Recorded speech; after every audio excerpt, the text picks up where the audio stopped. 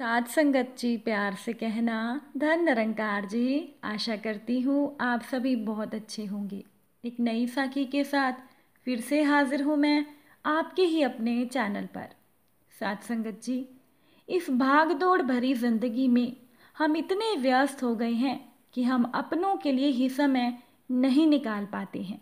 इसीलिए कभी कभी हमें अपने माता पिता के लिए समय ज़रूर निकालना चाहिए। इससे हमारे माता पिता को जो खुशी मिलेगी उसका आप अनुमान भी नहीं लगा सकते। और आज की साखी इसी विषय पर आधारित है। चलिए आज की साखी सुनते हैं। साथ संगत जी, एक 35 साल का बेटा अपने बूढ़े पिता के साथ शाम को घूमने के लिए निकला। बेटे ने सोचा कि अब घर से बाहर तो आ ही गए हैं, क्यों ना मैं पिता को किसी अच्छे मॉल में ले जाकर नए कपड़े ही दिलवा दूं। यही सोचकर दोनों पिता और पुत्र एक बहुत अच्छे से मॉल में चले जाते हैं। पिताजी जो कि बहुत वृद्ध हैं, उनका बेटा उन्हें हाथ पकड़कर मॉल के अंदर लेकर जाता है। साथ संगत जी, पिता ये देखकर बहुत खुश होता है कि उनका बेटा उन्हें उनके मन पसंदीदा मॉल में लेकर आया है।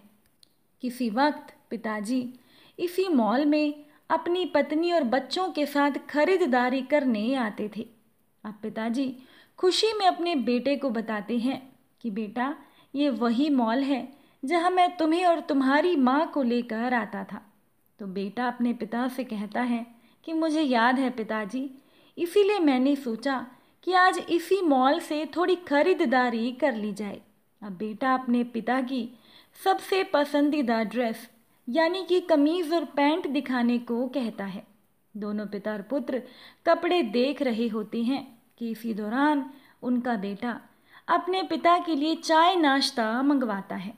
अब चूंकि पिताजी बहुत बूढ़े और कमज़ोर हैं, इसीलिए थोड़ी चाय पिताजी की पैंट पर गिर जाती है।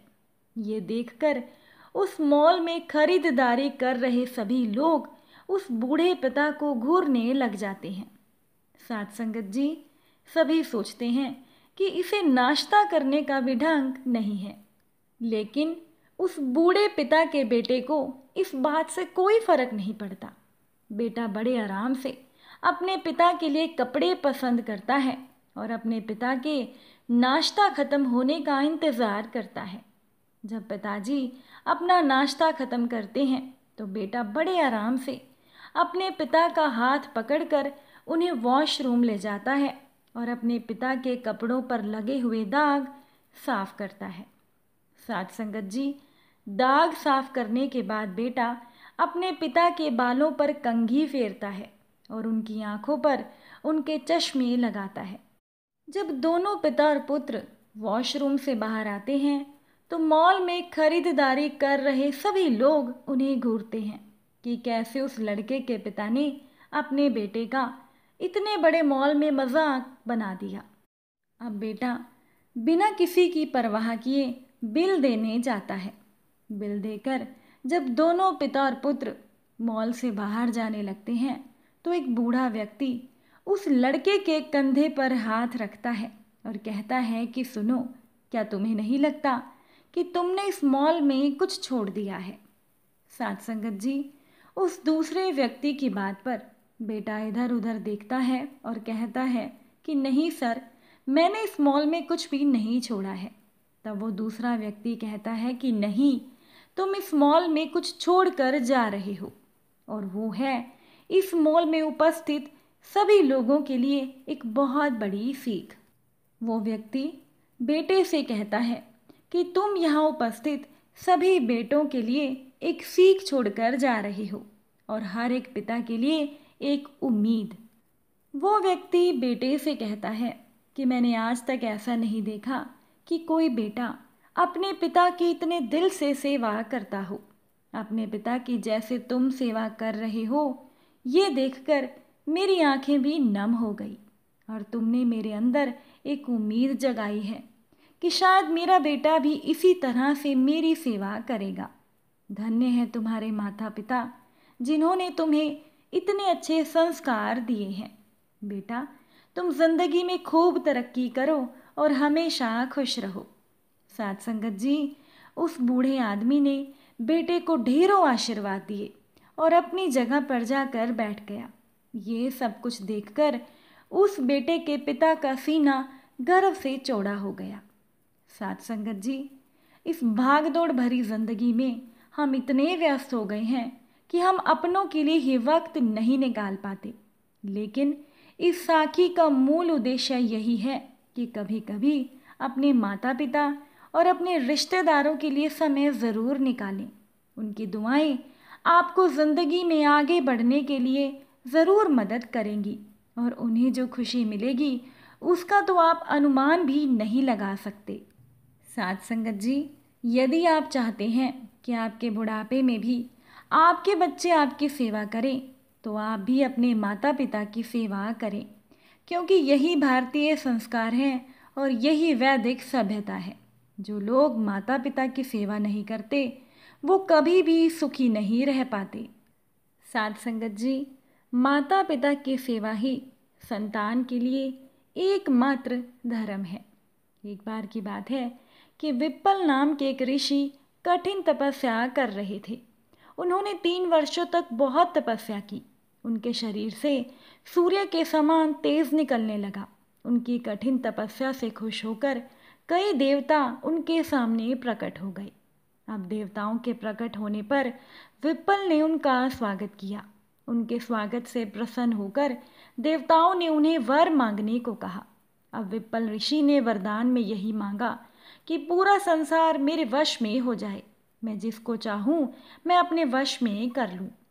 अब विप्पल को वश में करने की शक्ति प्राप्त हो गई और इस बात से उन्हें बहुत गर्व हो गया। वो जिसका चिंतन करते थे वही उनके वश में हो जाता था। वो जिससे जैसा काम कराना चाहते थे उससे वैसा ही काम करा लेते थे। अब उन्होंने ज्ञान की चर्चा भी छोड़ दी। भगवत प्राप्ति से उनको कोई लाभ नहीं मालूम पड़ता था। सांसारिक सुख को उन्होंने पुरुषार्थ समझ लिया था। अब विप्पल के इस गर्व को देखकर ब्रह्मा जी को बहुत दुख हुआ। उनके मन में विचार आया कि विप्पल ने बड़ी कठिन तपस्या की है और इनकी तपस्या इनके अहंकार से नष्ट हो रही है, इसीलिए इनको एक बार समझा देना चाहिए। दया करके हंस के रूप में ब्रह्मा जी विप्पल के पास आए और उन्होंने विप्पल से कहा कि विप्पल, तुमने तो इतनी तपस्या करके बड़ी सफलता प्राप्त की है, लेकिन फिर भी तुम्हें ज्ञान नहीं हुआ। तुम मूढ़ के मूढ़ ही रहे हो। तुमसे अच्छा तो सुकर्मा है, जिसने ना तो कोई तपस्या की ना ही तीर्थ सेवन किया। उसने केवल अपने माता पिता की सेवा की है, परंतु ज्ञान में वो तुमसे बहुत बढ़ा चढ़ा है। तुम उससे जाकर मिलो और उससे ज्ञान की बातें सीखो। अब हंस रूपी ब्रह्मा जी के उपदेश से विप्पल सुकर्मा के घर के लिए चल पड़े। वहां पहुंचकर उन्होंने सुकर्मा से भेंट की। उस समय सुकर्मा अपने माता पिता के चरण दबा रहे थे। माता पिता की आज्ञा प्राप्त करके सुकर्मा ने विप्पल का स्वागत किया। आसन पर बैठाकर उन्होंने अपने हाथों से ऋषि के चरण दबाए और भोजन के लिए उनको फल और दूध दिया। उनके स्थिर होने पर सुकर्मा ने कहा कि आपको हंस रूपधारी ब्रह्मा जी ने मेरे पास भेजा है ना, कहिए आपको क्या पूछना है। अब विप्पल को बड़ी हैरानी हुई कि ये सुकर्मा कैसे जान गए कि मुझे ब्रह्मा जी ने भेजा है। फिर उन्होंने सुकर्मा से कहा कि मैं आपसे ज्ञान सीखने के लिए आया हूँ। विप्पल ने सुकर्मा से पूछा कि आपने ऐसे कौन से तप या यज्ञ किए हैं जिससे आपको ज्ञान प्राप्त हुआ है। सुकर्मा ने कहा कि ना तो मैंने कोई तपस्या की है, ना ही तीर्थ भ्रमण किया है, ना ही मैंने कोई यज्ञ किया है। ये मेरे माता पिता हैं, मैं इन्हीं की सेवा करता हूँ। जब तक ये जीवित हैं तब तक ये ही मेरे तीर्थ तप और सभी धार्मिक कार्य हैं। इन्हीं की सेवा से मुझे जो भी ज्ञान प्राप्त हुआ है वही पूंजी मेरे पास है। मैं अपने माता पिता के चरणों को नित्य प्रति धोता हूँ, उसे मुझे गंगा स्नान का फल मिल जाता है। जो व्यक्ति कुष्ठ आदि रोगों से पीड़ित अपने माता पिता की सेवा करता है उस व्यक्ति पर सभी देवता प्रसन्न हो जाते हैं। जो भूख से पीड़ित बूढ़े रोगी और अपाहिज माता पिता की श्रद्धा के साथ सेवा करता है उससे ईश्वर खुश हो जाते हैं और उसे मोक्ष प्राप्त हो जाता है। अंत में सुकर्मा ने कहा कि मुझे ज्ञान मेरे माता पिता की सेवा के फल के रूप में मिला है। सुकर्मा की इन बातों से विप्पल की आंखें खुल गई और उन्हें अपने आप पर बड़ी लज्जा आई। इसके बाद सुकर्मा से आज्ञा लेकर और उन्हें प्रणाम करके विप्पल वहाँ से चले गए। साथ संगत जी, माता पिता की सेवा ही संतान के लिए एकमात्र धर्म है।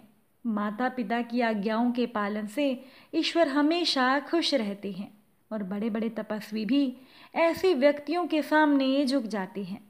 साथ संगत जी, आपको ये साखी कैसी लगी कमेंट में ज़रूर बताइएगा। अगर अच्छी लगी हो तो आप वीडियो को लाइक भी कीजिएगा।